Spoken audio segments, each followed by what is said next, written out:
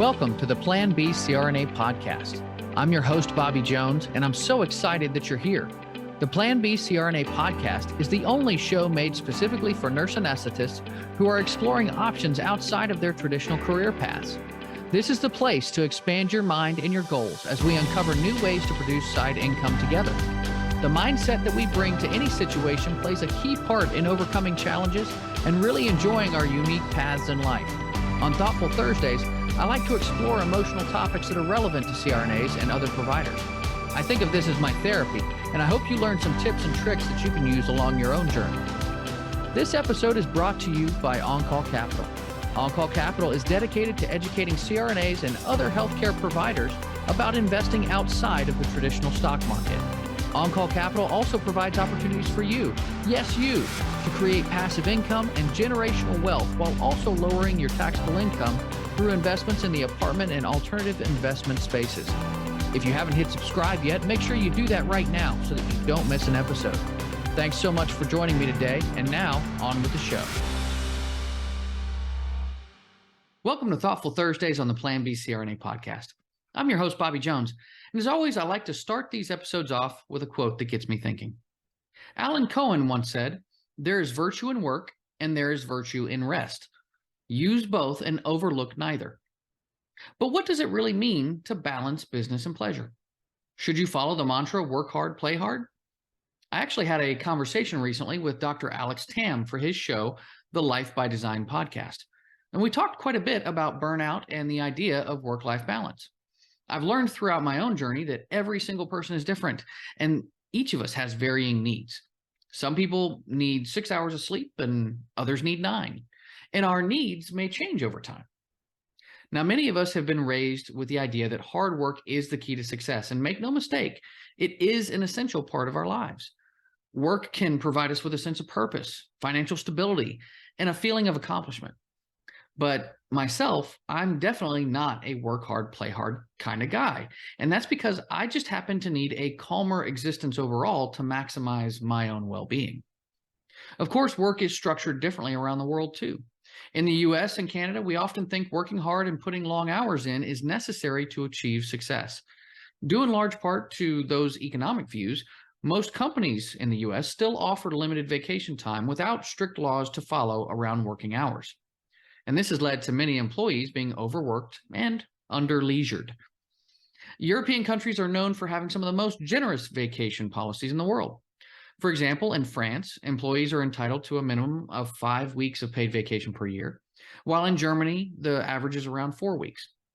Additionally, many European countries have strict laws around working hours, with some even implementing a maximum 35-hour work week. In Spain, the afternoon siesta is an important part of the working day. And the Swedes practice the custom of fika, where they break twice a day over coffee and pastries to encourage friendship and improve productivity and happiness.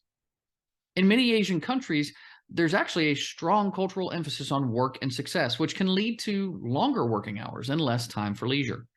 For example, in Japan, it's common practice for employees to work 60 or more hours per week, with many workers not taking their fully allotted vacation time.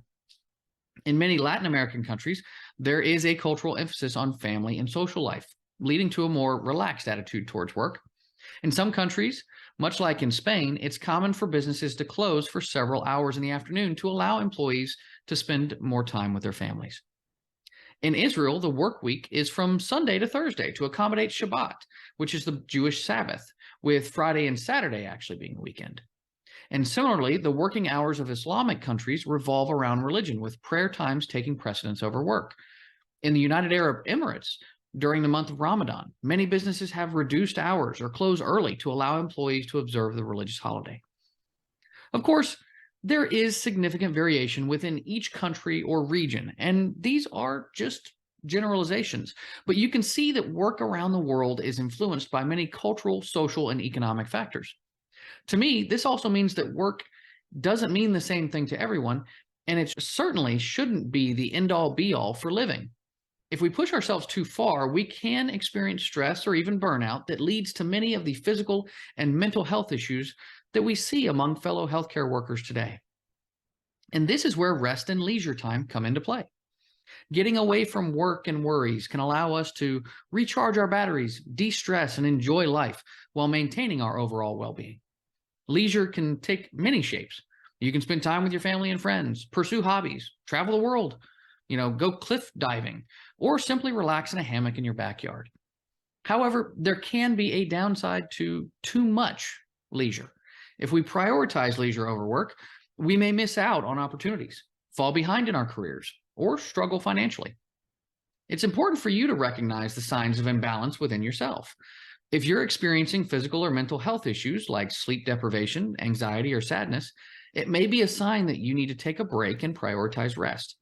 Similarly, if we're constantly stressed, overworked, or unhappy, it may be a sign that we really need to reevaluate our work-life balance and our work environment. But I'll warn you, the signs may be more subtle than you think.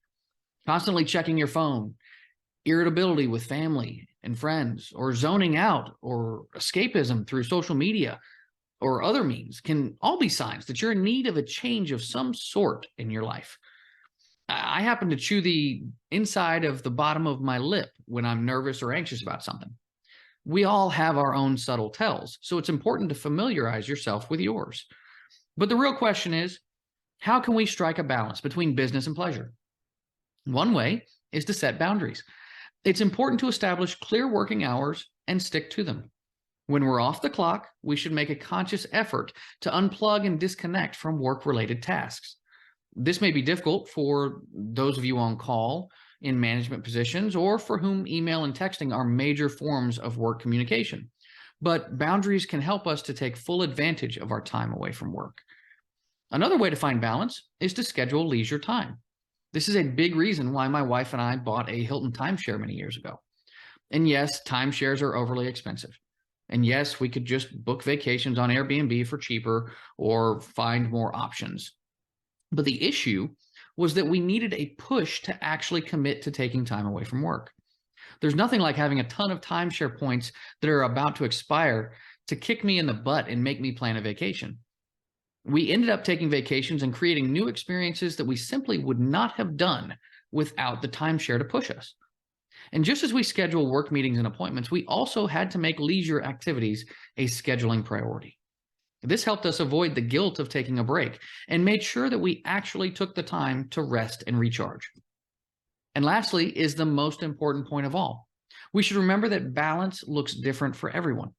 Some people may thrive on a busy work schedule, while others may prefer a more relaxed pace. Similarly, some people may find relaxation in reading a book or taking a bath, while others may prefer outdoor activities or socializing. It's important to find what works for us individually and prioritize our own needs. As always, it's important for you to know yourself, your goals, your priorities, and your boundaries. Now, hopefully these tips can help you to prioritize your own health when it comes to work-life balance. And if you'd like more information, make sure you check out the show notes for links. And you can also check out the following books: Do Nothing, How to Break Away from Overworking, Overdoing, and Underliving by Celeste Headley is a fascinating look at the history of work, productivity, and capitalism that also provides some suggestions for making your life a little more balanced with more resting and less overworking. Set Boundaries, Find Peace, a guide to reclaiming yourself by Nedra Glover Tawwab, breaks down this self-help buzzword into real-life terms to help you establish healthy boundaries in work and relationships.